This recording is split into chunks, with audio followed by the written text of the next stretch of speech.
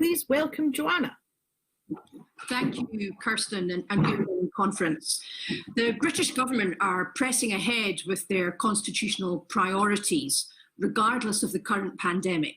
Brexit has happened and our Parliament is under attack.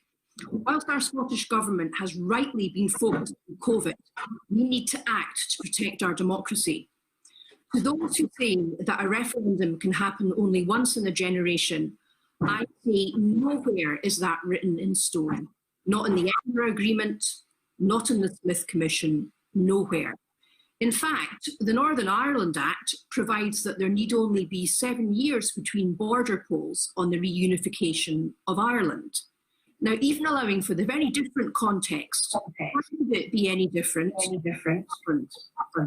With respect to 18 years passed between the 1979 and 1997 referendums.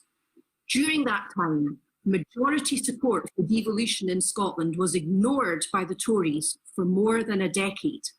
That alone should give pause for thought to those who say we don't need a plan B.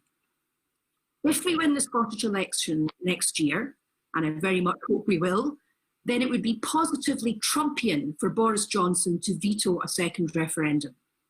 But if ever any United Kingdom Prime Minister was capable of Trumpian behaviour, then it's Boris Johnson. So it makes sense for us to think about what we should do if he continues to veto a second referendum. January's National Assembly will be very important, but it will also be vital that the newly elected NEC appoints a working group to develop and take forward that Assembly's ideas. It is policy and planning that we need to win the prize of our independence. Once the independence campaign proper starts, a searing focus will be placed on our plans for the economy, trade relations with the rest of the United Kingdom, and the process of rejoining the European Union. So we must have clear answers to these questions.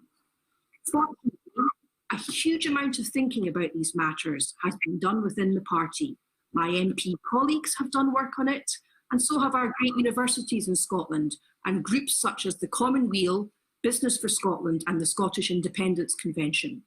But all this work needs to be pulled together and packaged for consumption by the voters before the next independence referendum. There's really a lot of work to be done, so let's make sure our new NEC gets started on that work and frees up our First Minister and her government to get on with tackling the COVID crisis, whilst we, the members of the party, plan for the independence future that will follow. Thank you.